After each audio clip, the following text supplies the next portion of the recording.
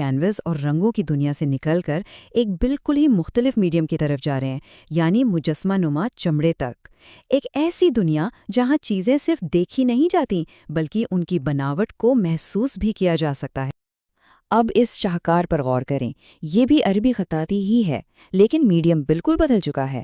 یہاں ہم ایک مجسمہ نما چمڑے کے ٹکڑے کو ایک پرتیاش سنہری فریم کے اندر دیکھ سکتے ہیں۔ یہ بالکل ایک روایتی گیلری والا ماحول ہے، اور یہاں سارا کمال اس سیاہ پس منظر کا ہے، جسے جان بوجھ کر استعمال کیا گیا ہے تاکہ چمڑے پر تراشے گئے حروف پوری طرح ابھر کر سامنے آئیں۔ اس سیاہ رنگ کی وجہ سے آرٹ ورک کے کٹے ہوئے حصے اور کنارے انتہائی واضح ہو گئے ہیں۔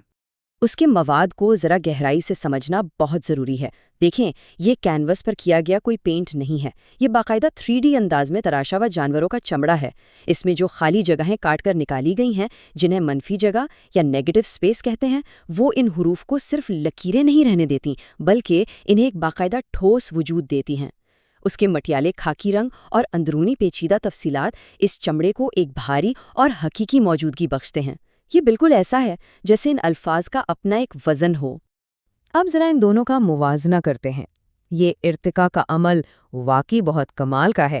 جب ہم انہیں ایک ساتھ دیکھتے ہیں تو صاف پتہ چلتا ہے کہ ہم نے ایک چپٹے کینوس اور اس کے شوخ تیز رنگوں سے لے کر ایک سہ جہتی قدرتی چمڑے تک کتنا بڑا سفر طے کیا ہے۔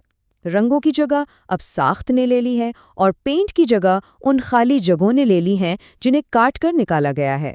اور یہ اگلا منظر تو پوری کہانی ہی بیان کر دیتا ہے۔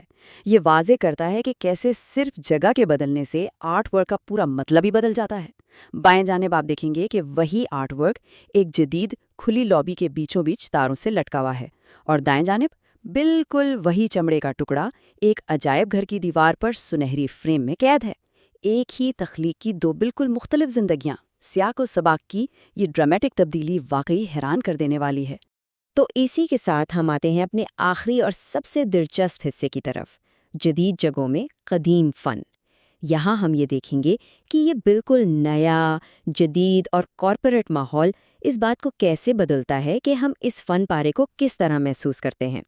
ذرا اس منظر کی تفصیلات پر غور کریں۔ یہ عربک انوویشنز کی کارپوریٹ لابی ہے۔ سنگ مرمر کا جدید ڈیسک، کمال کی لائٹنگ، اور ان سب کے درمیان یہ چمڑے کا شاہکار ایک چمکدار دھاتی فریم میں باریک تاروں کے سہارے معلق ہے۔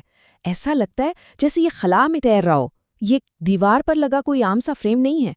روشنی اور سائے کا جو زبردست کھیل اس کے پیچھے چل رہا ہے، وہ اسے اور بھی زیادہ پراسرار اور دلکش بنا دیتا ہے۔ اب یہاں سب سے اہم اور زبردست نقطہ آتا ہے۔ اس چمڑے پر جو عربی متن تراشا گیا ہے، اس میں ایک جملہ ہے بنیان مرصوص، جس کا مطلب ہوتا ہے ایک ٹھوس اور مضبوط ڈھانچہ۔ کیا کمال کی مطابقت ہے نا؟ جو الفاظ ایک مضبوط عمارت کی تشبیہ دے رہے ہیں، وہ خود ایک جدید عمارت کے اندر ایک ساختی عنصر کی طرح لٹکے ہوئے ہیں۔ استعاراتی طور پر یہ الفاظ اس جدید اور کھلے کمرے کو ایک طرح کا ٹھہراؤ فراہم کر رہے ہیں۔ اس نئے ماحول نے اس آرٹ ورک کی پوری روح بدل دی ہے۔ اب یہ محض دیوار پر لگی کوئی ایسی چیز نہیں جسے بس دور سے دیکھا جائے اور آگے بڑھ جایا جائے۔ اب لوگ اس کے ارد گرد چلتے ہیں۔ اس کے ہوا میں لٹکنے کے انداز نے جو سائے بنائے ہیں، وہ اسے اس لابی کا ایک باقاعدہ تعمیراتی حصہ بنا دیتے ہیں۔ یہ اس بات کی ایک بہترین اور زندہ مثال ہے کہ کس طرح ایک قدیم متن کو جدید کارپوریٹ شناخت کے ساتھ اتنی خوبصورتی سے ملایا جا سکتا ہے۔ اور یہی ہمارے آج کے اس تفصیلی جائزے کا سب سے بڑا سبق ہے۔ سیاق و سباق یعنی کانٹیکسٹ سب کچھ بدل دیتا ہے۔ فن محض وہ چیز نہیں ہے جسے کسی فنکار نے بنایا ہو۔ فن وہ تجربہ بھی ہے جو اس جگہ سے جنم لیتا ہے جہاں اسے رکھا گیا ہو۔ فریم اور ماحول مل کر یہ طے کرتے ہیں کہ ہم کسی بھی چیز کی خوبصورتی کو کس زاویے سے دیکھیں گے اور محسوس کریں گے۔ تو اس جائزے کو ہم ایک بہت ہی غور طلب سوال پر ختم کرتے ہیں۔ ہم نے یہ تو دیکھ لیا کہ جگہ اور ماحول فن کو کیسے یکسر تبدیل کر دیتے ہیں، لیکن سوچنے کی بات یہ ہے کہ کیا فن اس جگہ کو نہیں بدلتا جہاں وہ موجود ہوتا ہے؟ کیسے ایک تراشا ہوا پرانا چمڑا ایک پوری کارپوریٹ لابی کی روح اور اس کی فضا کو نیا روپ دے دیتا ہے۔ فن اور فنی تعمیر کے درمیان یہ حیرت انگیز تعلق واقعی ایک ایسا پہلو ہے جس پر بہت کچھ سوچا جا سکتا ہے۔